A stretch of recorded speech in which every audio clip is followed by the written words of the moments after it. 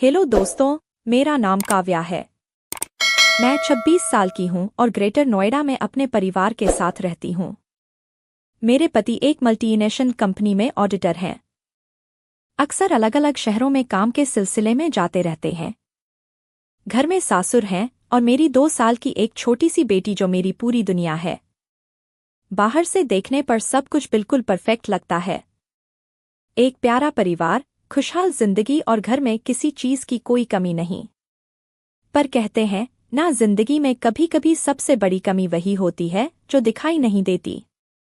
मेरे साथ भी कुछ ऐसा ही था।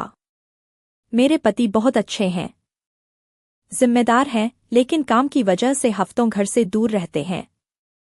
पहले तो आदत नहीं थी, लेकिन धीरे धीरे वह अकेलापन भीतर से काटने लगा। दिन भर घर के काम, बच्ची की देखभाल और फिर वही सन्नाटा।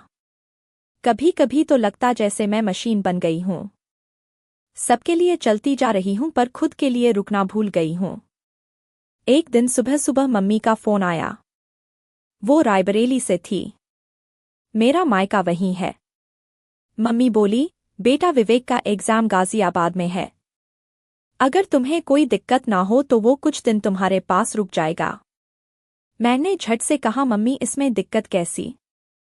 अपने ही घर का बच्चा है। सच कहूं तो मुझे बहुत खुशी हुई, क्योंकि मायके से कोई आने वाला था। कुछ दिन तो उस सन्नाटे में भी रौनक लौट आएगी। अब जरा बताती हूं कि विवेक कौन है।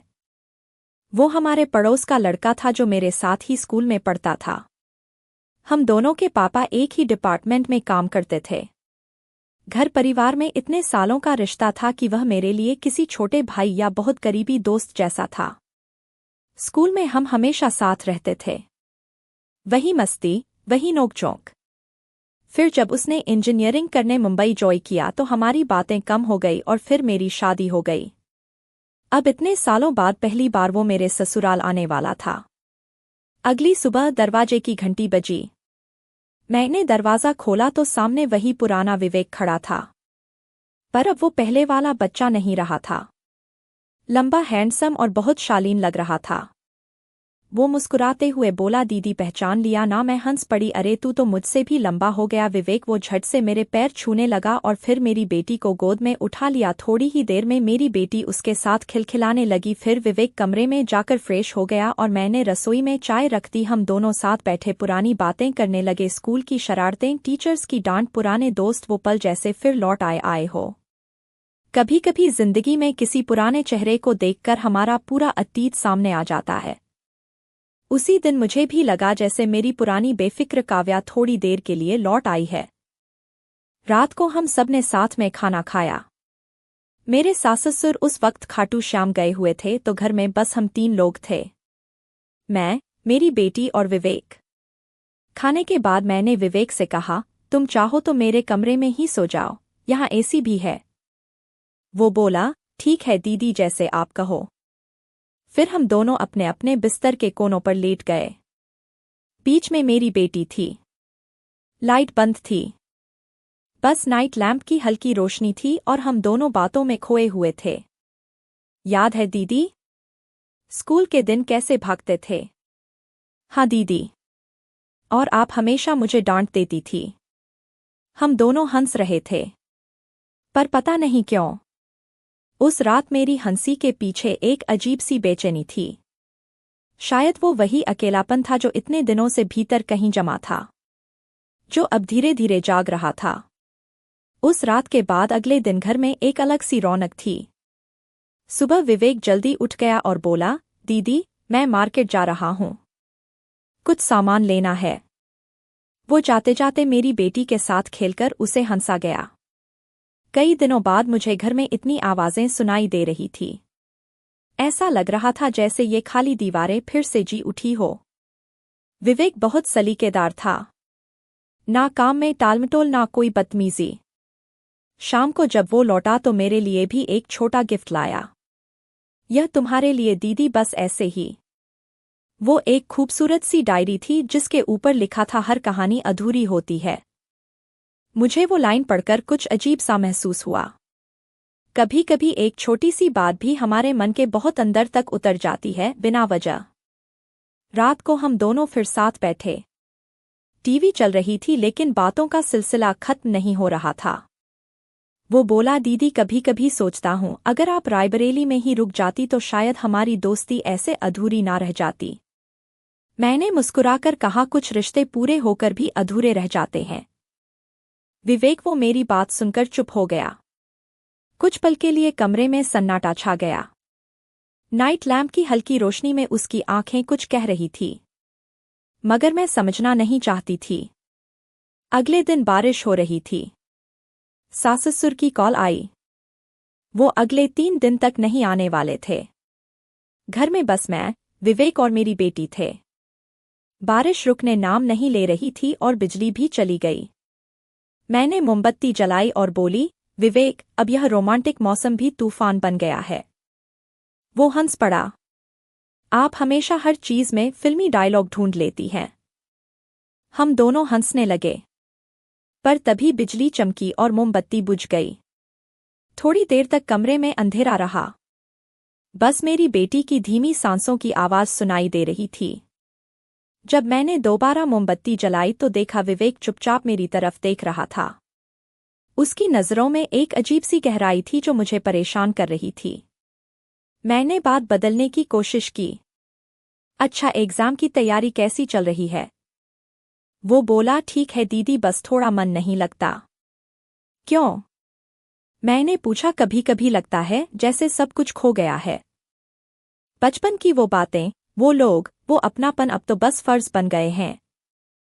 उसकी बात सुनकर मैं चुप रह गई क्योंकि कहीं ना कहीं मैं भी वही महसूस कर रही थी। फिर अगले 2 दिन तक सब कुछ सामान्य दिखता रहा, लेकिन माहौल में एक अजीब सी खामोशी और अनकहा आकर्षण था। वो बार बार मेरी मदद करता, किचन में आकर बातें करता और कभी कभी मेरी बेटी के साथ खेलते खेलते मुझे देखता रह जाता।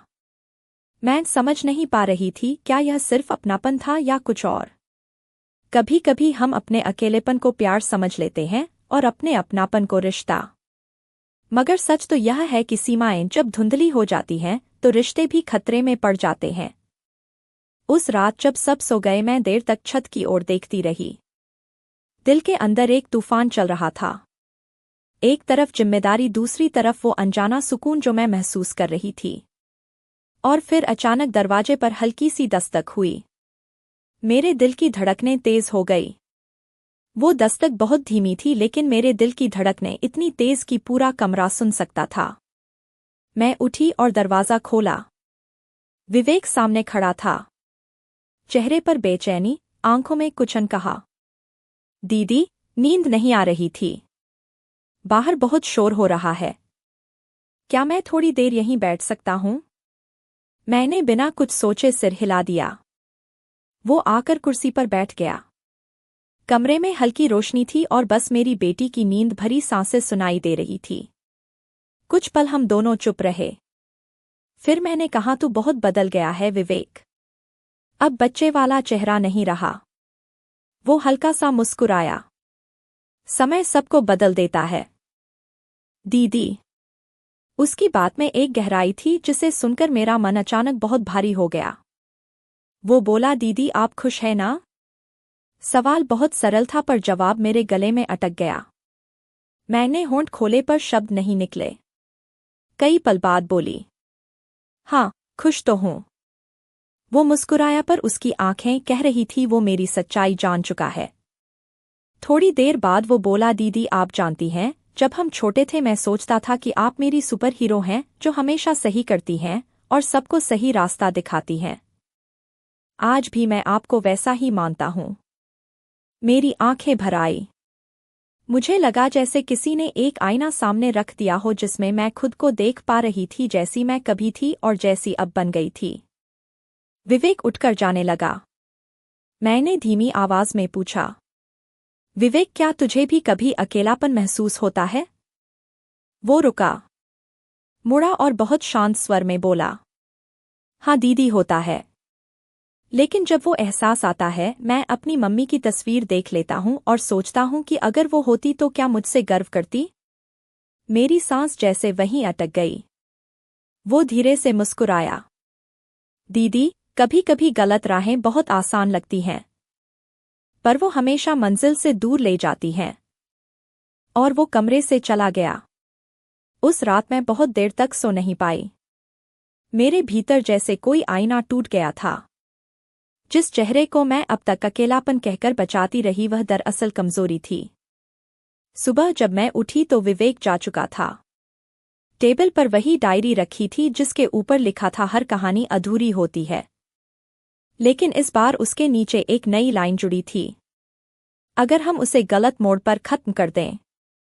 मैंने उस डायरी को सीने से लगा लिया। आंखों से आंसू बह रहे थे पर दिल में एक अजीब सी शांति थी। कुछ हफ्तों बाद मेरे पति वापस लौट आए। मैंने उनसे दिल की बात की। उन्होंने कहा, काव्या, अब मैं कोशिश करूंगा कि काम चाहे जितना हो लेकिन परिवार से दूरी ना बने। मैं मुस्कुरा दी क्योंकि अब मैं भी समझ चुकी थी।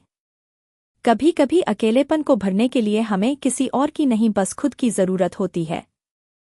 तो दोस्तों, जिंदगी में कभी कभी हालात हमें ऐसे मोड़ों पर ले आते हैं जहां सही और गलत के बीच की रेखा बहुत पतली हो जाती है। पर याद रखिए, एक पल की गलती पूरे जीवन की सच्चाई मिटा सकती है। अकेलापन, आकर्षण या किसी का साथ, यह सब अस्थायी हैं। पर मर्यादा, आत्मसंयम और विश्वास, यही वह चीजें हैं जो इंसान को ऊंचा बनाती हैं।